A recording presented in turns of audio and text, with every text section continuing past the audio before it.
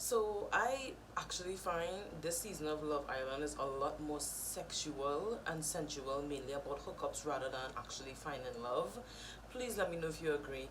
Hi guys, we're back with another Love Island USA review. I think this is episode 14, I'm not sure. I'll only know when I edit it. So let's get right into this. Okay, so basically we first have Leslie trying to talk to Josh and let him know, girls are interested in you, but you're not even allowing yourself to experience this experience. And I like how Josh is handling himself. He's like, I'm here for Shannon, and yes, I would like to get to know you all, but I'm trying to prove a point here. I'm trying to prove my love for Shannon. And on the other flip side, you're seeing that she's also doing that for him as well. So I like that they're really trying to like be for each other. Same as Kira and Will, but Will is being tempted by Flo because she's not even trying to give this boy a break. She is coming in hot and sweaty, and poor Will. Well, the guys were given the input on the Will situation with Flo, but I like the input that the guys also made in the situation. Jeremy, I'm seeing some personality in him. Alright.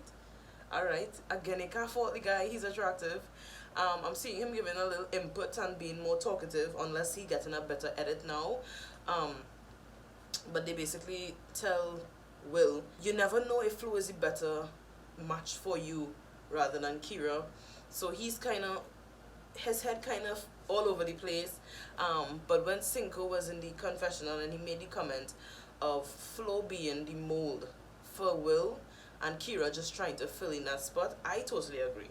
I feel like there's a more freeness with Will when he's with Flo, the fun Will, the normal Will, whereas Kira have him kind of like locked. That's the only thing I actually agree with Cinco on, that Flo is showing a different side of Will that we haven't been seeing because he's been cooped up with Kira. Also, why is nobody coming like for my boy Corey? I feel like it's because Corey really gives off a friendship vibe with everybody, and I think that's how Corey likes it, being friends and then kind of weaning into something else. And I think it doesn't work in his favor in a show like this when everybody's kind of quick on connection and quick on physical attraction and emotional connection, whereas as far as he concerned, that little night conversation with Leslie was good. I honestly saw the chemistry, I saw the connection, and I honestly thought that they clicked. But then here we are, Leslie talking to Cinco, talking about she's attracted to him and his kiss was the best and the attraction there. Like, it was a nice friend vibe, it was a nice connection that I got from Corey and Leslie, but clearly it was not enough for Leslie to be like, I'm gonna be here for Corey. I think Corey just needs to stick with Isabella because she's the only one that actually came in and was like, you know what, Corey is the person. So Corey, just stick with Isabella and stop trying to explore other people, because you're gonna get kicked out the villa if it is a continue with that friend vibe. I also find the camera really giving some close-ups of the kisses that we don't need to see.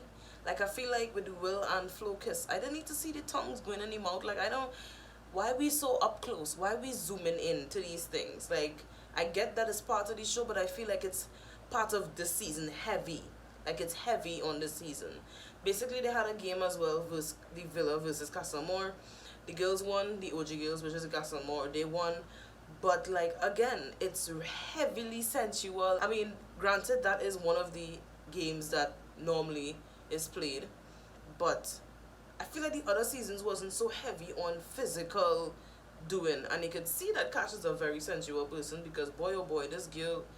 But basically the girls won and they won a party to have or whatever. At this point, I'm also like, Cash, Cinco, who? Why are we still even talking about him? Trina and her had a conversation about where it kind of ended off with Cinco when they was in the villa.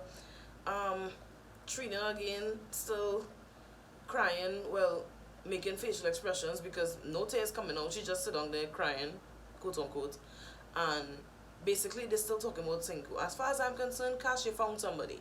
You literally said that you manifest this guy. Why are you still studying Cinco?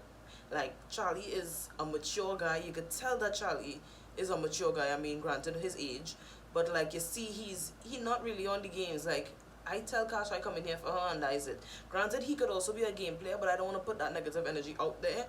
But I like Charlie, and as far as I'm concerned, I don't know why Cash still talking about Senko. Like, Charlie, the end. Go and develop with him. Like, you know? And they worried about Cinco getting a connection and basically saying this is a fresh start he need outside of the love triangle or whatever. And I think that he should do that because I mean the connection he have with Leslie, like go for it. Like you need to get out of that situation. Besides you, the people involved in the situation, we the viewers, we fed up. We don't want to see it again. I fed up of that triangle being brought up as the narrative and the plot of this whole season. We are over it. It's done. Go with Leslie.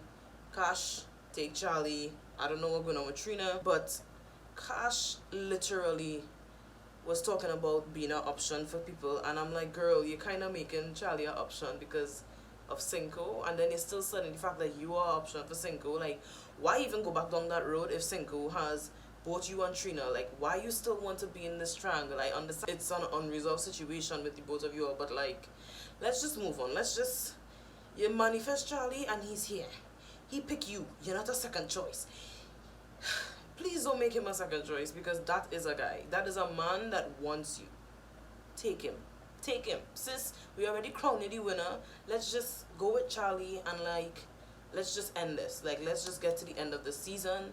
We're over it. Also, anybody that talks to Olivia, I don't feel any connection with. Like, I feel like Olivia is not going to find anybody here. And it sucks because Slade had to leave. And I genuinely think that Slade was Olivia's one. Like, that man was the one for Olivia. Like, they would have been coupled up throughout the rest of the season. And it sucks that he had to go. Because now she here with boys who looking young, little smaller than her. She trying to find a connection and it's like, it's not there. Slade matched height-wise, matched education-wise, it seemed. It was more her type, and it sucks that poor Olivia just on a vacation clearly because she's not making any kind of connection besides having friends. It sucks. Honestly, I wish Slade could have got to stay because he and Olivia would have been riding it through, and I feel like they would have worked. Just based on the first conversation and how Slade personality was, I felt like they could have worked. I don't know. You let me know down in the comments below. I think that was it for the episode. I really think that was it for the episode. Anyways, let me know what I missed out. Let me comment down below what you thought of this episode.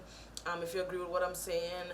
I don't know. Don't forget to like. Don't forget to comment, subscribe, and I'll see you guys for the next review, which is tomorrow.